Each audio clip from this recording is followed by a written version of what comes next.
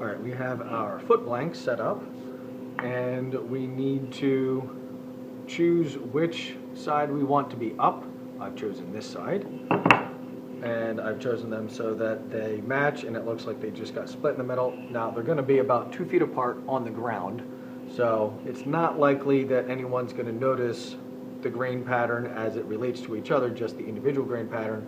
Plus, as you can see on the back of the plans here now, my assumption is that you'll cut some kind of decorative pattern into the sides and maybe chamfer the tops, so that will make the face grain a little less noticeable. So we'll go back to our part 2 plans, where we have laid out for us the plan for gluing up the feet to make them double thick. And we come over to the page where it's time to work on the layout, because remember, the layout here is going to be for the bottom of the sides, so that this tenon will go into a mortise here, and the plan is to have it dead center here, front and back, as well as side to side. So we'll label our sides here, because once we start mortising these guys, this tenon is going to go into a particular side. So it doesn't really matter what you label it, so long as you label it something consistent. And I'll go on the side here, and I'll call this A prime also. And then this guy I will call B prime on this side. And then I will call this B prime on that side. And that way I know the insides are labeled. And I'm going to set one to the side and take a look here at the other one, and what I have in order to make sure that this is dead center, since this is 2 inches across and 10 inches long, I'm going to subtract the size of my mortise and then divide what's left in half. So I have 3 3/4 from one side and 3 3/4 from the other side, which will leave me 2 1/2 in the middle, which is the length of our tenon. And then I have 3/4 and 3/4 with 1/2 left in the middle, which should be the width of our tenon. All right, so I have my square set to 5 inches, and I will go over by 3 3/4 and then lightly mark that. So getting the lip flush, 1 2 3, and then 3/4, 1 2 3/4, and then lightly mark this guy, and then do the same thing on the other side. 1 2 3, and then 3/4, and then lightly mark hit this guy on the other side.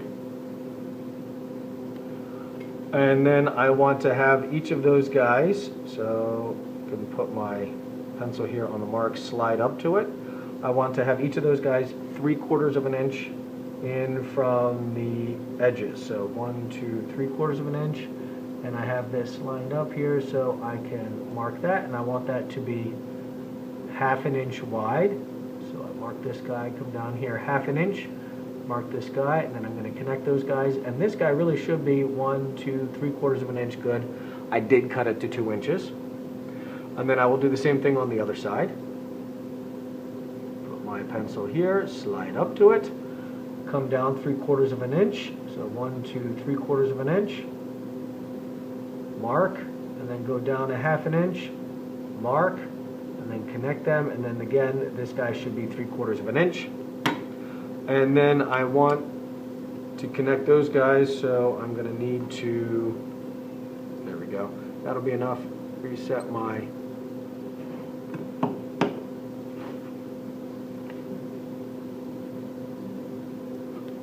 now this guy should be 2 1/2 inches. So let's come up here, pencil in the mark, make sure the lip is square, and I have 1/4 of an inch, 1 2, and another 1/4 of an inch. Oh good, my marks are 2 1/2 inches apart. And then I can do the same thing on the other side, and I really should have, okay, keeping this guy flush, slide up to it, and I have 2 1/2 inches between these guys.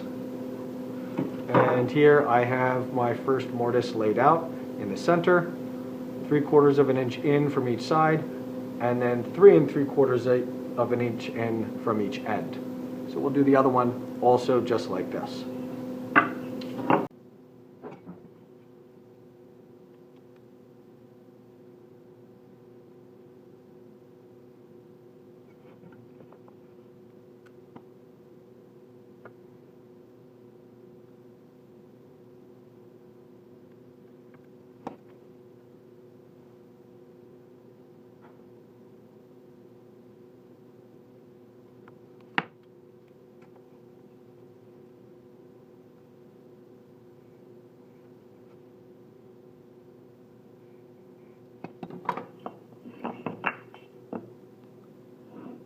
now we're ready for mortising these guys, which we will do starting at the drill press.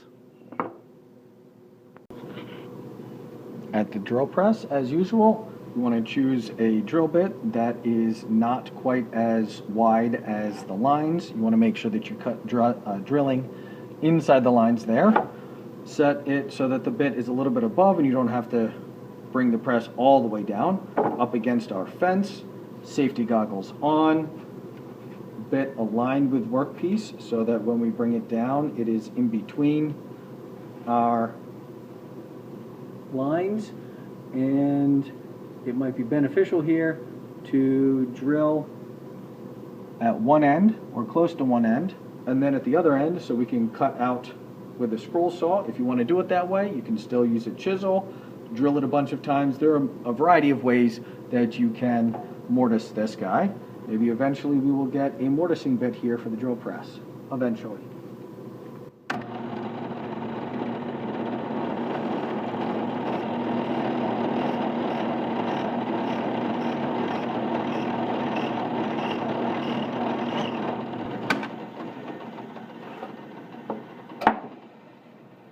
Went all the way through, straight down, and we also need to make sure that because this is a relatively deep drill bit, a drilling situation, you want to back it out a little bit to lift the waste out and not let it bind in there and cause problems. Now, if you're having trouble holding it with your hand, even though you can hold it down here, you can also clamp it. You can clamp it sideways to the fence, although that has the trouble sometimes of rocking it. So you can also clamp it straight down with a bigger clamp. I will like to clamp it down this way, and then all I have to do is hold it flush. And I'm going to drill a second hole next to my first hole, but not overlapping.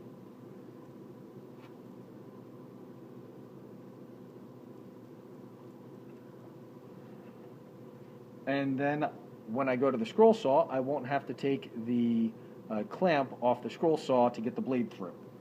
So I'll make a couple more drilling passes here. Every single time, realign to make sure that the drill bit is between the lines.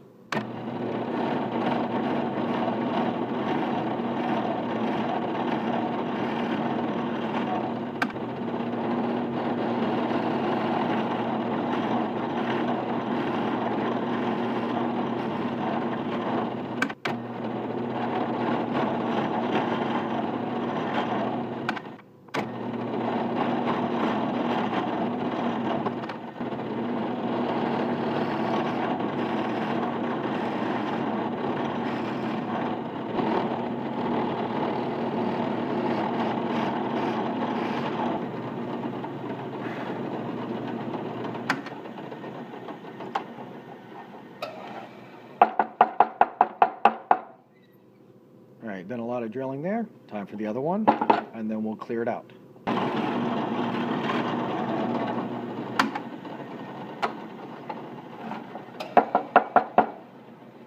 Alright, now we can go to the scroll saw and cut out the rest of this.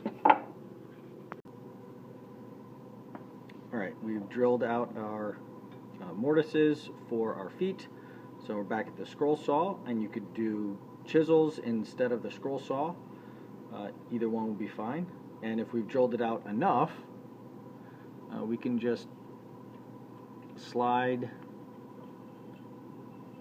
the blade through without taking it out of the holders, and then put it back in bottom side first.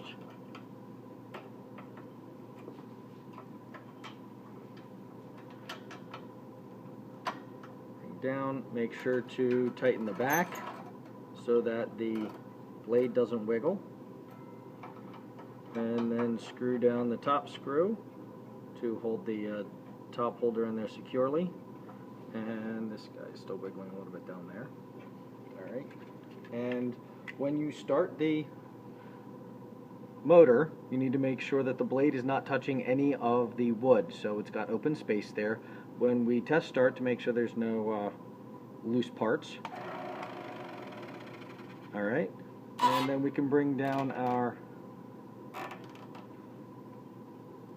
air system to blow away the dust, and cut out the extra waste from inside there, and we want to make sure that we stay inside the lines that we drew.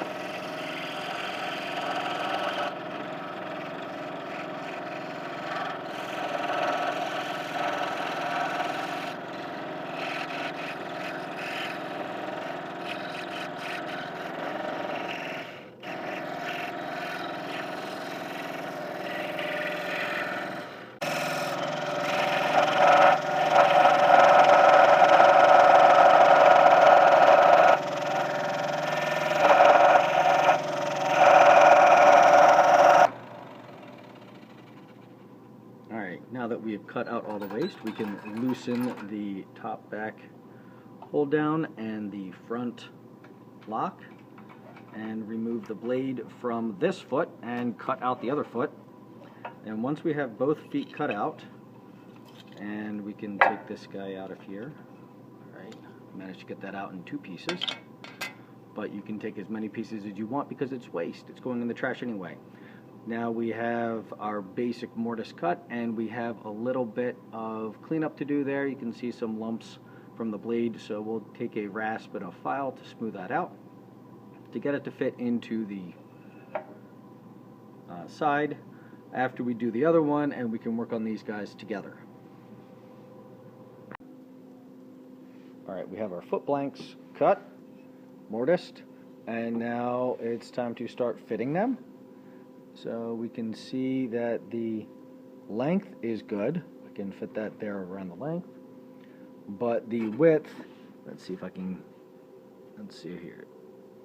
The width is not good. The tenons are way too fat for the mortise, which means that the router table was set a little bit too thin of a cut. So what we're going to do is some combination of shaving this guy down and shaving this guy up. I think I'm going to mostly do that. As with the shelves and sides, when we sized those guys, we still have rasp, file, and chisel. And because this should be a relatively small thing, we've got 2 tenons here. I also have the plane to cut this guy down to size, and that will work great as long as this guy A is sharp and B is set to the right depth. Now I only have one of these, so if somebody else is using it, I would recommend at least starting with a rasp to rough this up, and that will make it easier to use that when we get there. So let's start by roughing that up. And the other side. Now we want to make sure that this is set to the correct depth of 1/8, so we can get our depth gauge and set this, and I've already set it to 1/8. So we can cut this out and then see how the fit goes. Now remember, always want to cut into the wood. You don't want to cut out of the wood. So you don't want to go all the way across and then blow out the back. You want to cut into the wood. So Sometimes we're going to be going into the wood here like this and pushing. And sometimes we'll be going into the wood this way by pulling. In either case, you want to make sure that you have this flat and flush and not tilted.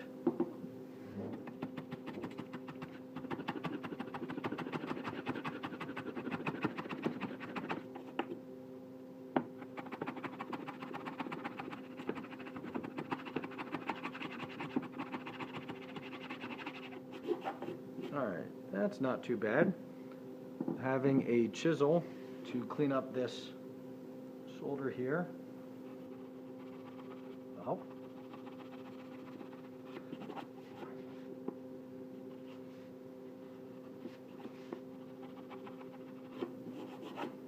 Alright, there's one side, and let's check. See, I have my mark here, and I remember this blotch. That's the top, that's where I drew on it. So we're still too wide, which is what I expected because I've only done the first side. So let's flip this over, do the other side.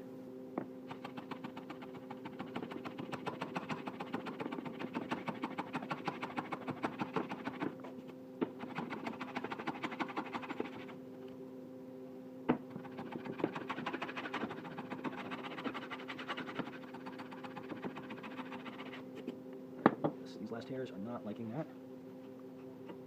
So slice this down with a chisel.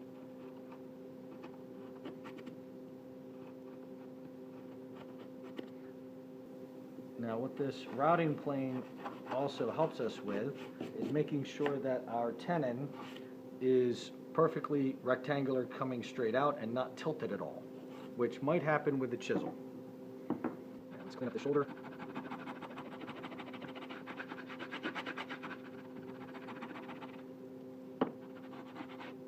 Alright, let's try this and see how this goes. Oop, I flipped it over.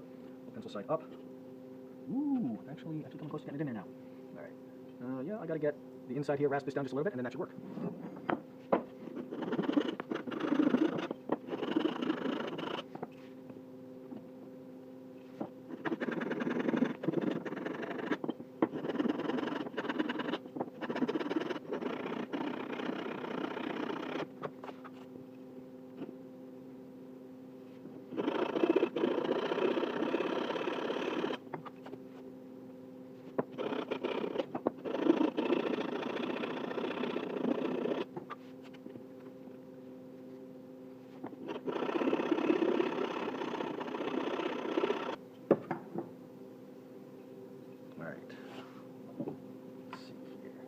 Ooh, yeah, that's feeling good. Let's get that in there.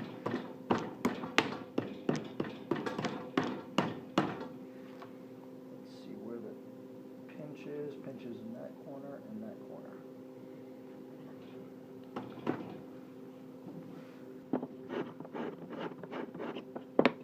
This corner.